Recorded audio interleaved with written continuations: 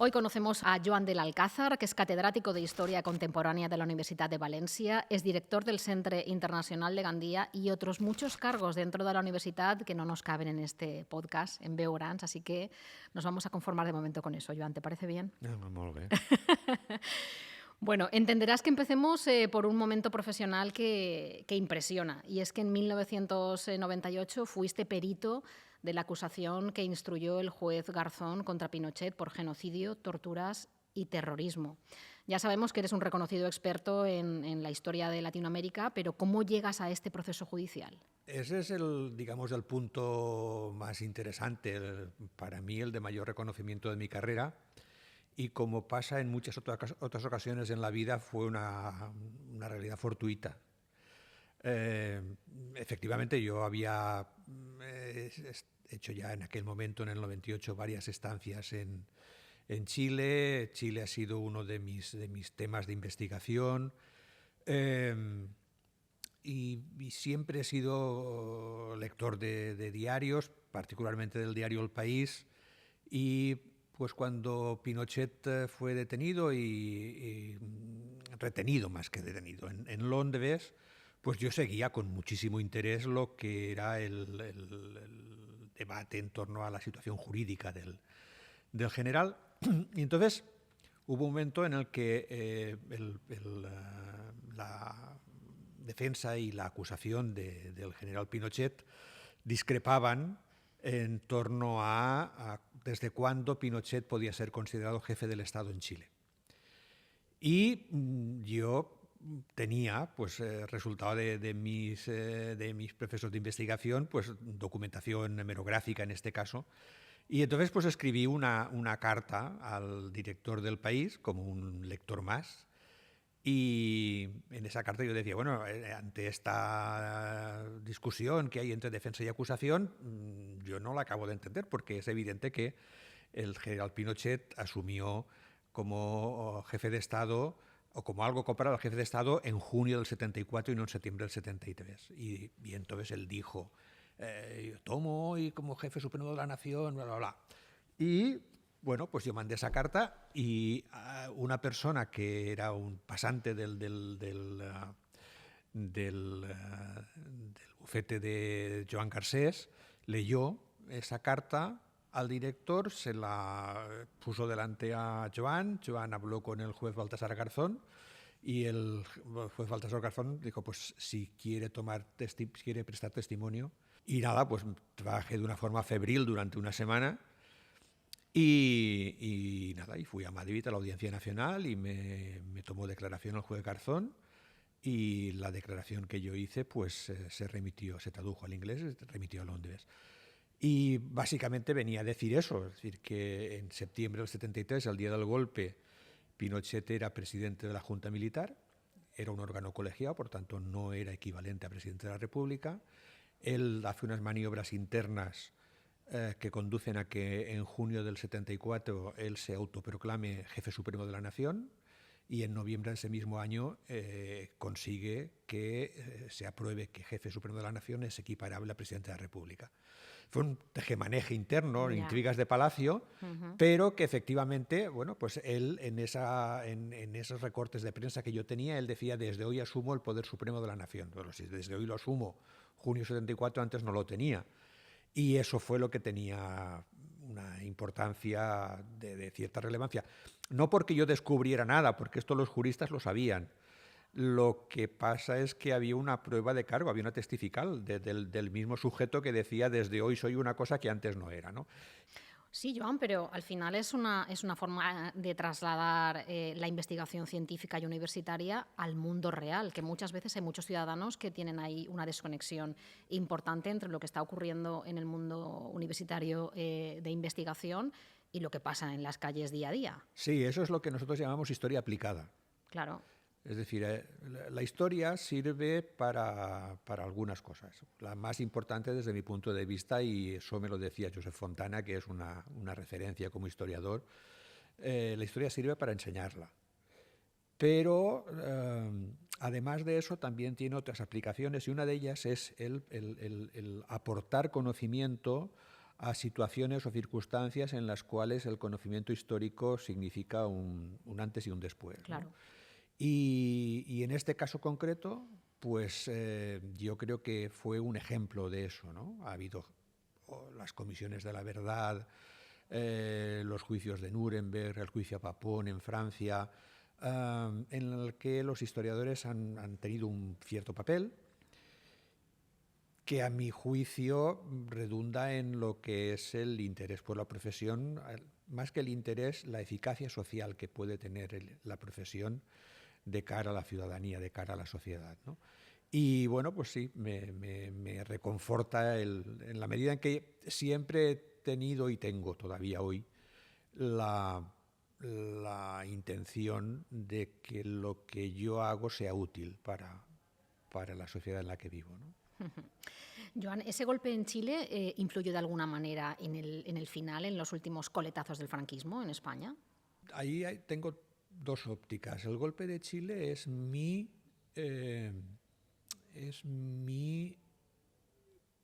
conexión directa con la vida política en España. Es decir, el golpe de Chile es septiembre del 73, el 11 de septiembre, yo no he cumplido todavía los 18 años, y recuerdo perfectamente cómo recibí la información de que había habido un golpe en Chile, con una portada de la revista Triunfo, toda en negro, con las letras en blanco que decían Chile, y esa revista me la puso delante un amigo que en aquel momento era un militante clandestino del Partido Comunista.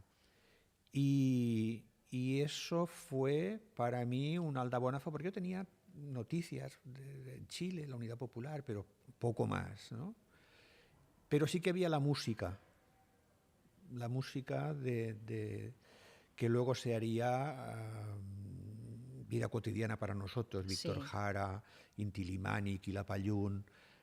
No había reunión en la que nos juntáramos izquierdistas de buena familia en la que no se cantara o se recordaran esas canciones, ¿no? Y fue, por así decirlo, poco tiempo después yo me convertí también en militante de la izquierda clandestina en España. Y la influencia que tuvo, hay mucho escrito sobre el Sí. golpe de Chile, sobre la Unidad Popular, sobre la transición española, respecto a la transición chilena posterior. Yo creo que, bueno, pues sí, fue un elemento de dinamización o de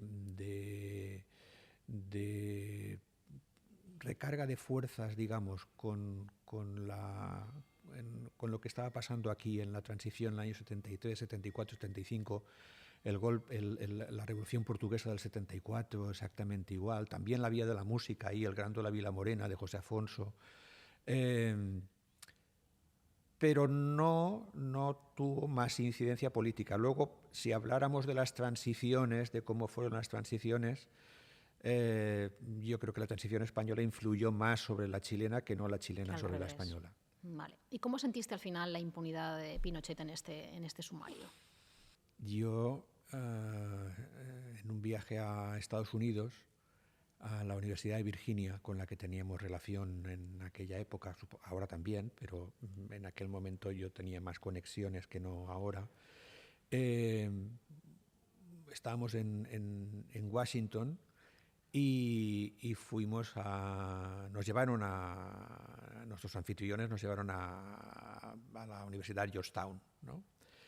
Y allí pues entramos a la biblioteca y aquello era una especie de parque de atracciones. Había ordenadores por todas partes con acceso a los fondos bibliográficos de la universidad.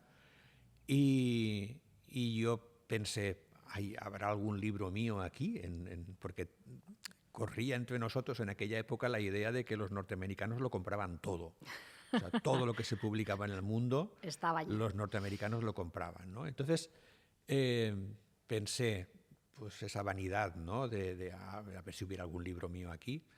Pero me senté a un ordenador y antes de mirar si habían libros míos no me pude resistir la tentación de abrir la página del diario El País. Y entonces allí me encontré con que el general Pinochet había sido detenido en Londres. Casi me da Algo. un sopipandio allí sentado y ya no miré libros míos ni nada por el estilo.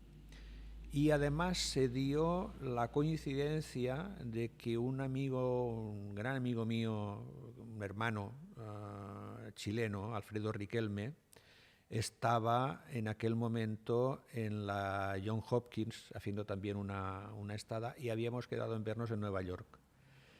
Y bueno, pues aquello fue tremendo, o sea, cómo vivimos aquellos días, con qué intensidad, buscando toda la información habida y por haber, conectando con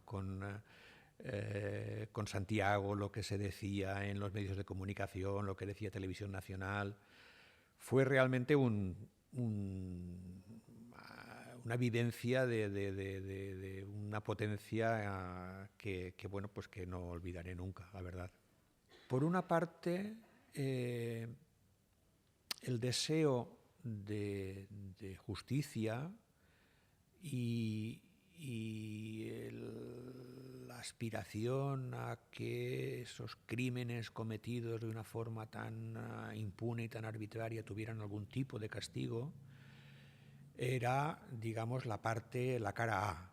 Pero también había una segunda parte, una cara B, que era la preocupación respecto a cómo eso podía influir en la transición chilena. Si podía ser una especie de boomerang que se volviera en contra de los demócratas, y que eso tuviera un efecto negativo sobre la frágil todavía recuperación democrática chilena. Es decir, yo tenía la idea de que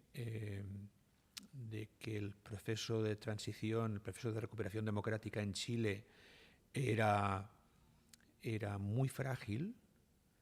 De hecho, las amenazas que el general Pinochet había vertido sobre el proceso de transición habían sido muy explícitas, no solamente verbales, en el sentido de que él había verbalizado la realidad, su idea de que en el momento en que se tocara a uno de sus hombres el proceso de transición podía descarrilar, sino que además habían habido ejercicios de enlace, había habido presencia de los militares en las calles a propósito de maniobras que no se acababan de entender y que eran entendidas efectivamente como amenazas.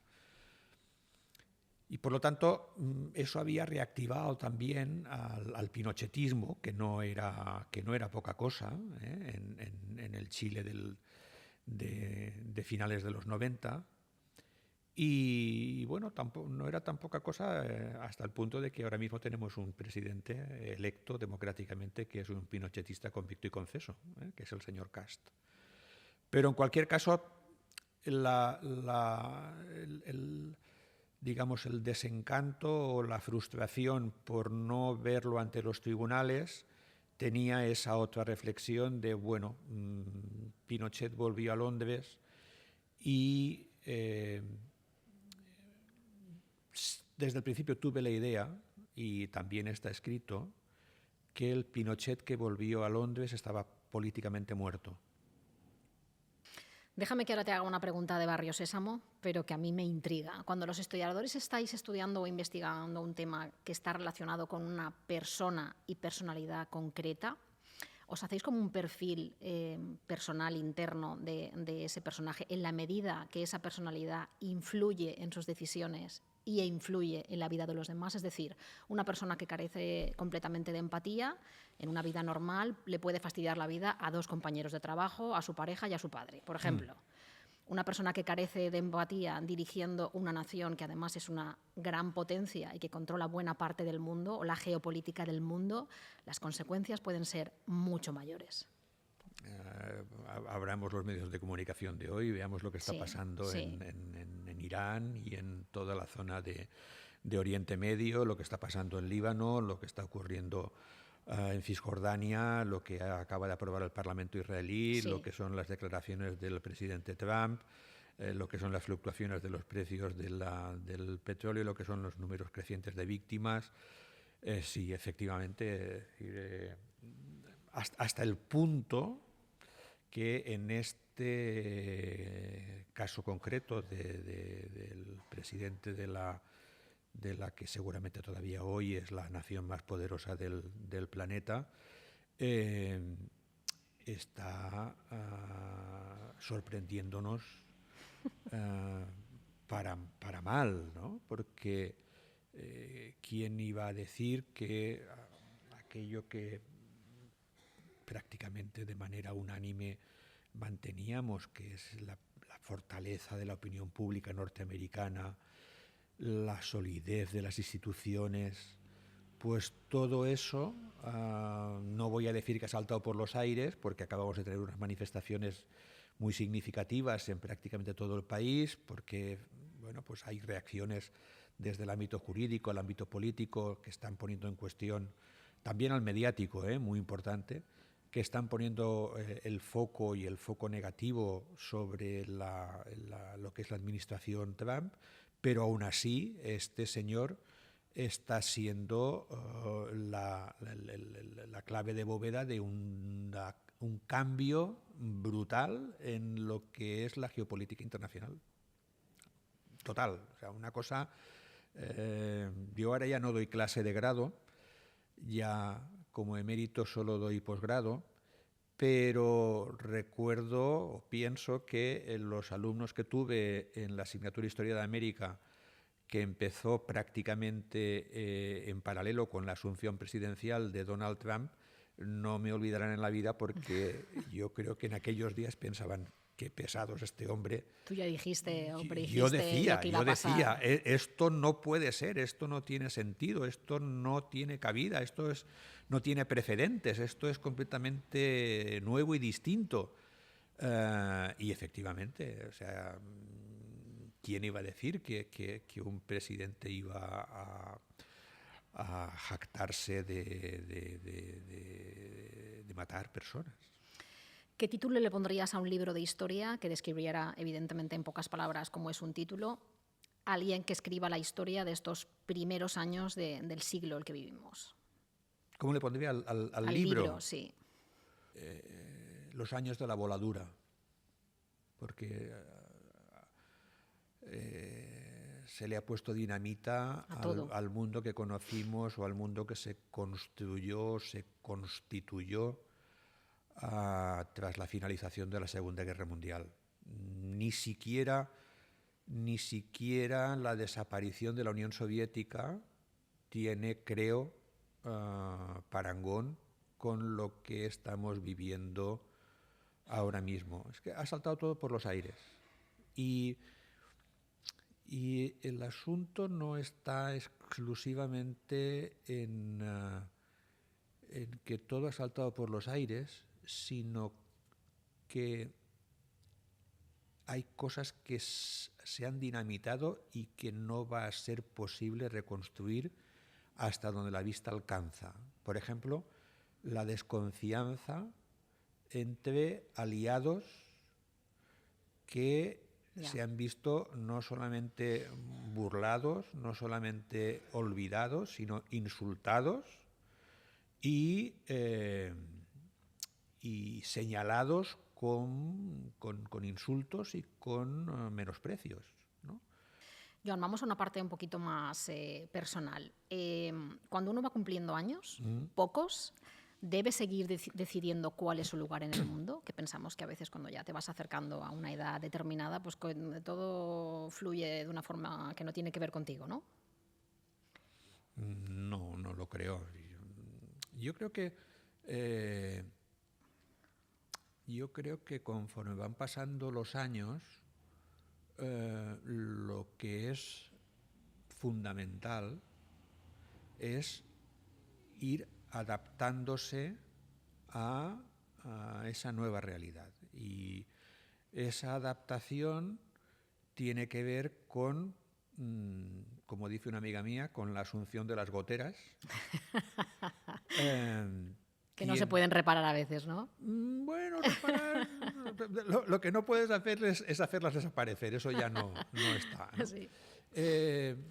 Tiene que ver también con la aceptación de que ha habido pues, tiempos en los que la fuerza, la potencia, la resistencia, la capacidad de recuperación permitían determinadas actividades, desde lúdicas a profesionales, deportivas, trasnochar, sin ir más lejos. Y eso ya no está a tu alcance. Y además significa que tienes que dejar paso a otros que vienen detrás, ¿no? Ahora, por ejemplo, yo vivo una circunstancia que en un principio se me antojó difícil y que la llevo con un garbo estupendo, porque estoy la más de contento, y es que he cambiado de despacho. Durante los últimos, por lo menos 30 años, yo he tenido un despacho en la facultad que para mí ha sido como una habitación de mi casa, ¿no? Y bueno, pues cuando te jubilas, el despacho lo tienes que abandonar, ¿no? Por lo menos en mi departamento. Te proveen de otro, que es un despacho ya no es individual, ya es compartido. De momento no tengo con quién compartirlo, pero vendrá en un futuro relativamente próximo. Y yo pensé, pues, madre mía, qué desastre, ¿no? Porque esto es una habitación de mi casa, ¿no? Y pues mira, pues no, porque además de que era un despacho que daba la parte posterior de la facultad, la parte de artes gráficas, y ahora estoy en Blasco Ibáñez, y tengo unas vistas estupendas, y pues es que estoy encantado de la vida. Entonces me parece muy bien que la gente joven que yo sigo yendo a diario a la facultad, pero la gente joven que lógicamente tiene que hacer más horas que yo en la facultad, pues tenga el beneficio de tener un despacho o por lo menos de ocupar el despacho que yo he ocupado. Así que yo creo que el asunto es, si hay algún secreto, que tampoco lo es tanto, yo creo que el asunto es adaptarse y aceptar que bueno, pues que cuando tenías 30 años las cosas eran de una forma y cuando tienes 70 o vas cumpliendo más, pues son de otra, tan sencillo como eso. ¿Qué crees que es lo más importante que has transmitido en tus aulas y que no tiene que ver estrictamente con el temario? Pues mira, yo he tenido una enorme alegría hace muy poco, y es que me contactó un alumno de hace tiempo con el que había mantenido una cierta relación, nos veíamos de tanto en tanto, pero me propuso comer con un grupo de estudiantes que fueron estudiantes míos hace 30 años. ¡Ostras! Y ¿Recordabas alguno? sí, claro, ¿Ah? a todos. ¿A todos? Eran 4, ¿no? Pero me produjo un placer bonito, sí. extraordinario y nos sentamos a comer a las 2 y tanto y nos levantamos de la mesa a las 7 de la tarde. Y no solamente eso, sino que dijeron, no, esto hay que repetirlo, hicieron un grupo de WhatsApp y espero que sí que lo hagan, porque para mí la verdad es que fue un premio muy, muy importante y lo recibí con mucho afecto y también con mucho orgullo, tengo que decirlo así. ¿Y qué es lo que yo he podido transmitir? Pues mira, de aquella conversación yo creo que salió algo que a mí también me resultó particularmente gratificante, que fue que yo transmitía entusiasmo. Qué importante para un profesor y para un alumno, sí, sí. El entusiasmo por lo que hacía, que creo no tiene demasiado mérito. ¿Por qué? O tiene un mérito relativo. ¿Por qué? Porque en una comida con un colega de la Universidad de Deusto, que en aquel momento era director del Instituto del Ocio Instituto del Ocio. Investigaban el ocio, o investigan el ocio. Pues este colega hacia el final de la comida me dijo, hablando del trabajo de nuestro y tal, me dijo, es que está claro que para ti tu trabajo tiene un altísimo componente de ocio. Y es verdad, es verdad. Así que, bueno, pues he puesto entusiasmo porque me lo pasaba muy bien. Es tu pasión. Sí, sí, Claro. sí. Yo no solo hay una profesión que no sé si me hubiera gustado más, que es una profesión vinculada con la comunicación, ¿no? La radio, por ejemplo, me hubiera encantado trabajar en radio. Pero bueno, yo participo en los medios de comunicación. Hoy, precisamente, te lo comentaba antes de entrar aquí al micrófono, aparece un artículo mío en el diario El País, está en la edición de España, está en la edición de América, un artículo en torno a la situación por la que atraviesa Cuba. Yo me he dedicado a América Latina desde los primeros 90, primero trabajé sobre el país valenciano, mi tesis doctoral fue a finales de los 80, en el 87 fue sobre el impacto de la crisis agraria, el impacto de la Primera Guerra Mundial en los sectores agrarios, agrícolas valencianos, fundamentalmente los trabajadores sin tierra. Pero luego me dediqué a América Latina y he trabajado en América Latina y dos países de manera más singular, Chile por una parte y Cuba por el otro. Y bueno, pues el hecho de que hoy haya aparecido un artículo en el diario El País, en diciembre pasado salió un pequeño libro en una colección de la editorial Tirán que dirige Joan Romero, que se titula El planeta Cuba, breve historia de una revolución a la deriva, creo que es el subtítulo. Bueno, pues eso a mí me sigue alimentando, creo que me mantiene activo. Claro. Ahora tenemos una visita próxima de una institución brasileña, también ahí participaré. Estoy muy bien con cómo sigo desarrollando mi actividad a un ritmo absolutamente distinto, pero todavía muy gratificante y todavía me genera entusiasmo y me siento a gusto y feliz por poderlo desarrollar. Pues hablando de medios de comunicación y de actualidad, formas parte de la Asociación por una Muerte Digna, sí. Un tema que está esta semana en entredicho, en duda, en discusión, en oposición, en muchos casos, por la desaparición de esta chica joven, de Noelia. ¿Qué tienes que decir al respecto de la polémica de esta semana? Bueno, pues... hay poco que decir, en realidad. Tendría mucho que decir porque para mí es un tema central. De hecho, si recurres al último número de la revista de la Asociación Derecho a Morir Dignamente, hay un artículo mío en torno al tema. Yo soy de los que piensa que mi vida me pertenece. Claro.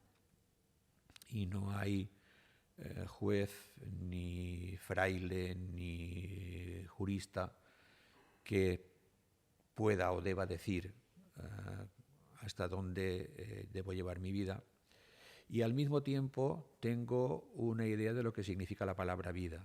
La palabra vida no es que tu corazón bombee, sino que es algo mucho más complejo, mucho más rico, y que cada cual establece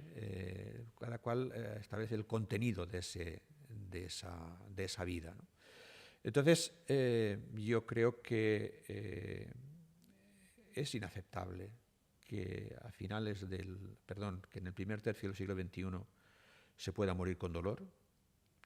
Y al mismo tiempo creo que existe una ley, yo creo que es un gran paso para la sociedad española en cuanto que refuerza los derechos fundamentales, pero que es una ley que, celebrándola, no podemos dejar de aceptar que es una ley muy garantista, que a veces presenta problemas como el que un porcentaje significativo de las personas que solicitan la aplicación de la ley mueran en el periodo en que se está dilucidando si sí o si no. Y ahora, pues efectivamente, como tú dices, ha habido una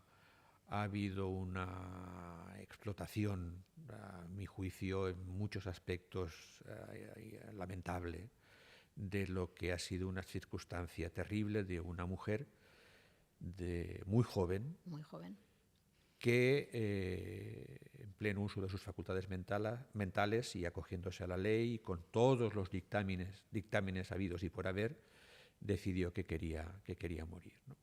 Y hay una enorme dosis de cinismo en la sociedad, ¿no? Porque ¿cómo fue que el Estado no protegió a Noelia Castillo cuando fue... ¿Cuántos niños tenemos en riesgo de pobreza en estos momentos? ¿Cuántas personas maltratadas, cuántas personas violadas no están recibiendo la atención? Entonces ahora algunos se rasgan las vestiduras porque a Noelia no se le procuró, no se sabe exactamente qué, ¿no? Pero en cualquier caso yo creo que como otros derechos fundamentales que también existen, el de morir con dignidad no obliga a nadie. Es una elección personal que tiene que darse según establece la ley en lo que se denomina contexto eutanásico. Es decir, no es que tú dices me quiero morir, pues muy bien, pues pase usted. No es así. Es muy complejo. Es, como digo, muy garantista. Y yo creo que esa ley debe ser revisada, porque hay algo que no estaba previsto. La ley preveía que alguien pudiera objetar el derecho a morir cuando era alguien contrario a la persona que pedía la eutanasia. Era una institución y se establecía ese garantismo. Lo que no se podía imaginar es que un tercero pudiera oponerse, cuestionar a una decisión de una persona mayor de edad en pleno uso de sus facultades mentales, ¿no? Eso el legislador no fue capaz de preverlo. Y lo hemos visto. Es decir, y eso, claro, llevado a sus últimas consecuencias, tendríamos que preguntarnos dónde estaba el límite. Es decir, no quiero hacer broma, pero ¿y si yo quisiera hacer una ligadura de trompas y mi padre dijera que no? Sí, claro. ¿Podría negarse el equipo médico? O si yo quisiera divorciarme, podría decir mi madre, pues no, de ninguna manera. Claro, No, sí. este joven esta persona no se divorcia, ¿no? Bueno, yo creo que ese es un resquicio que la ley dejó abierta, porque va por la ley del contencioso administrativo, y entonces, bueno, pues se ha abierto ese espacio y por ahí han entrado personas que, bueno, pues tienen una posición ideológica distinta y que me parece muy respetable, pero esa respetabilidad la pierden cuando intentan imponerme lo que son sus propios códigos. A mí me parece muy bien que los señores y señoras de determinada asociación cristiana pues no, ni pidan la eutanasia, ni se divorcien, ni aborten, ni nada. Me parece fantástico, pero no vengas a mi casa a decirme lo que debo o no debo hacer. Pues Joan del Alcázar, muchísimas gracias por ser una veu molt gran. Muchas gracias a vosotros y ha sido un placer.